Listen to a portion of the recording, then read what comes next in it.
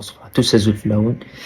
J'espère que vous allez tous très très bien. Je peux pas éviter de faire le débrief.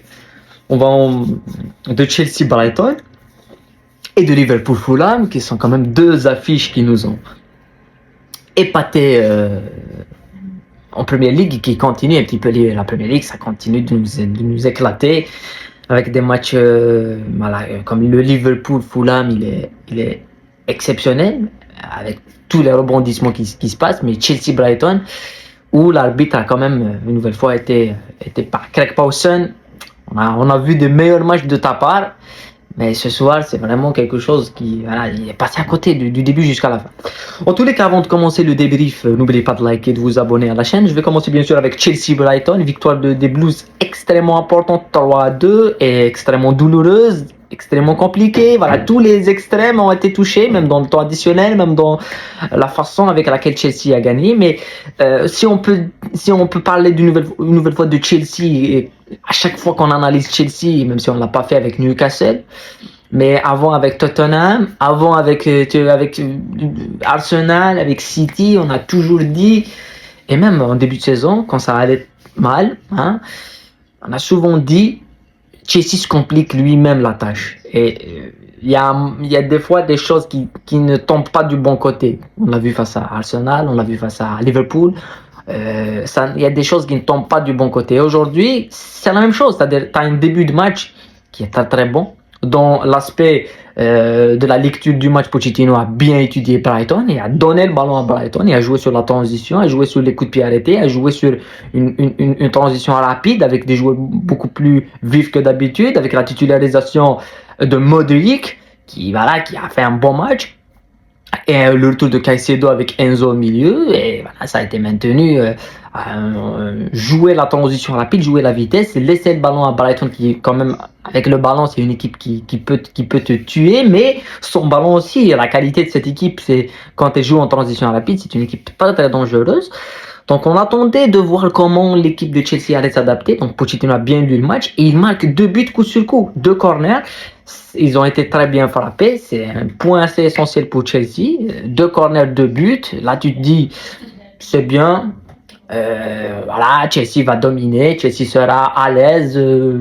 Et on a vu du côté de Brighton l'absence de Mitoma en première mi-temps. Ça a quand même beaucoup handicapé cette équipe de Brighton qui n'a pas trouvé le joueur clé dans le dernier tiers. Et Chelsea a défendu à l'aise, a même maîtrisé le ballon, a joué un jeu de possession après. Donc on s'est dit, qu'est-ce qui peut arriver à Chelsea? Qu'est-ce qui peut leur arriver? Il y a rien qui peut nous arriver. Voilà, le match était terminé. Mais comme Arsenal, ça, une erreur et tout. Et là, c'est un but de Brighton dans un moment en fin de mi-temps. Un but du normal, de 1, c'est rien du tout. Derrière, t'as 2 situations pour Chelsea où Chelsea aurait pu mettre le 3e. Et juste après, carton rouge pour Gallagher. Voilà. L'un des meilleurs éléments de Chelsea cette saison, dans l'aspect défensif, dans l'aspect créativité, dans le pressing, le contre-pressing, et ben il se fait expulser en première mi-temps. Et là, c'est quand même jouer toute une mi-temps face à une équipe qui joue exceptionnellement bien au football et qui, même quand à 11 contre 11, c'est difficile de les presser, c'est difficile de leur enlever le ballon. On a vu cette saison, par exemple, Manchester City à City. City a gagné de 1 avec une difficulté. Ils auraient pu perdre. Brighton a beaucoup raté d'occasions. Donc, même City s'est fait manger dans le jeu face à Brighton. Donc, à 10 contre 11, et tu perds pas Jackson qui est mauvais, tu perds Gallagher.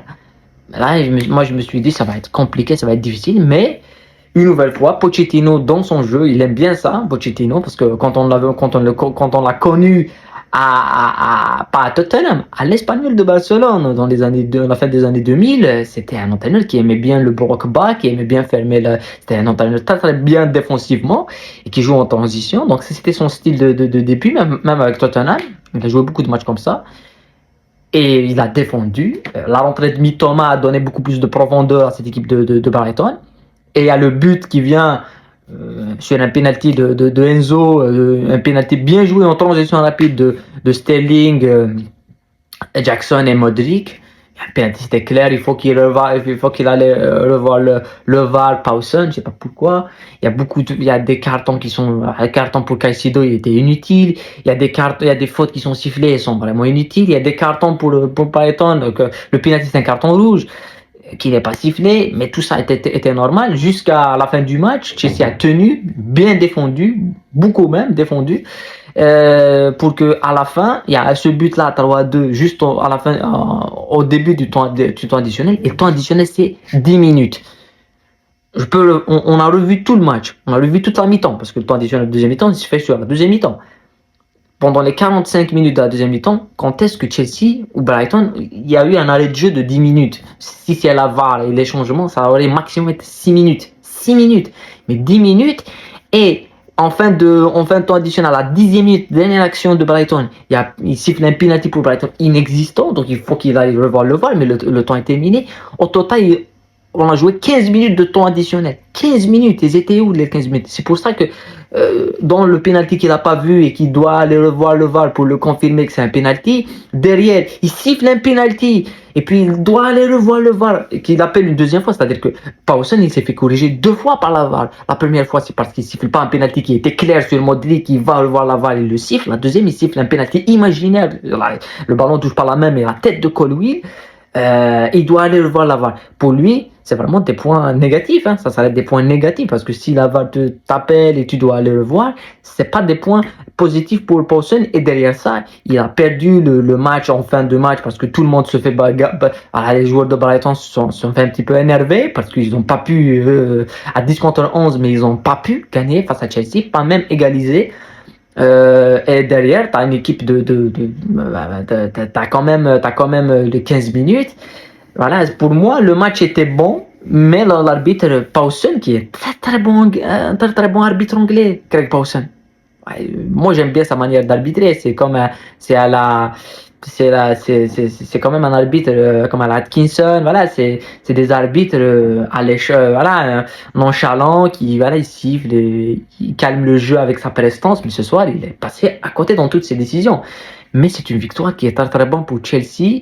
Avant d'aller à Manchester United, c'est vrai que tu perds Gallagher dans le déplacement à Manchester United, ça va être compliqué. Ce soir, Chelsea a joué sans les latéraux, c'est que des défenseurs centraux. Les 4 derrière, c'est des défenseurs centraux. Donc, voilà, il faut, on va dire, face à Manchester, il y aura le retour de James. Ça serait bon. Il y aura le retour de Cucurella. Ça serait bon. Mais perdre Gallagher, bon, il y a du matos à Chelsea. Il y a du matos. Mais c'est une belle victoire. D'un autre côté, Liverpool-Fulham. 4-3 pour Liverpool-Fulham. Que des buts de légende. Coup franc de Arnold. But de tête. But monstrueux de McAllister. Quel but de McAllister. Fulham qui fait une remontada à 3-2. Et à la dernière minute, il y a 3-3. Et Arnold qui crucifie Fulham avec un but, un match monumental. Je vais pas analyser tout le match parce que je pense, moi j'ai plus focalisé sur Chelsea, mais je voyais en même temps le Liverpool-Fulham. Mais tu vois, bang, bang, bang, bang, bang, c'est la Premier League, c'est la PL, c'est ce qu'on aime, cette sensation. Même Brighton-Chelsea, moi j'ai vu ça 10 minutes, je me suis dit, Pawson il a donné la victoire à Brighton. Moi je voyais Brighton marquer le 3e, le 4e, voilà. Et parce que c'est la Premier League, 3-2 tu te dis, il y a 4-4, c'est de la folie. Et le 4-3 de Fulham, il est de Liverpool face à Fulham dans un match compliqué. Et ce qui est impressionnant, c'est que il y a des équipes, elles ont une âme. Et je pense que Chelsea est en train de gagner cette âme avec Pochettino, parce que c'est un entraîneur qui dégage quelque chose. Et à Liverpool, ils ont Jürgen Klopp. Et on l'a vu cette saison. À Newcastle, c'est la seule équipe qui a résisté à Newcastle. À Newcastle, c'est la seule équipe pour le moment, avec Dortmund en Champions League. Mais toutes les autres équipes ont pris l'eau. Arsenal, Manchester United, Chelsea, PSG, tout le monde a pris l'eau. Mais Liverpool est allé à Newcastle, ils ont eu une exclusion. C'était Van Dijk qui est sorti avec un carton rouge. Ils étaient menés à 0, ils gagnent le match 2-1. Ça te prouve le mental de Liverpool, le mental des équipes de Jürgen Klopp. Et ce soir, on a vu aussi Klopp. Il dégage quelque chose. Il est fait pour Liverpool, Klopp. Et Liverpool est fait pour Jürgen Klopp. Voilà, on peut détester, tes supporters de Manchester. Moi, je suis pas fan de Liverpool. Hein. Moi, je suis fan de Chelsea. Mais ce que dégage cette équipe de Liverpool me fait vibrer. Quand je vois Anfield des dernières minutes, ça te fait vibrer. Tu peux que te dire, c'est parfait, c'est du football, c'est ce qu'on aime. Et derrière, tu as Fulham qui fait le match qu'il faut, et on l'a annoncé avant le match. C'est tout le monde en Angleterre, toute la presse anglaise a dit Fulham-Liverpool, ça sera un match exceptionnel, ça sera un match difficile, ça sera un bon match.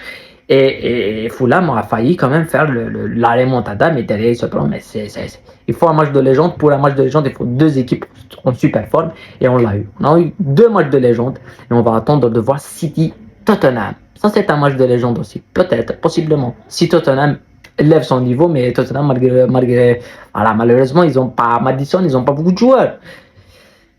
Et c'est difficile. Voilà. Face à City, ça va être difficile. En tous les cas, c'était le débrief. On se retrouve dans d'autres débriefs. Voilà, City Tottenham, Barcelone Atlético Madrid, des beaux matchs à suivre.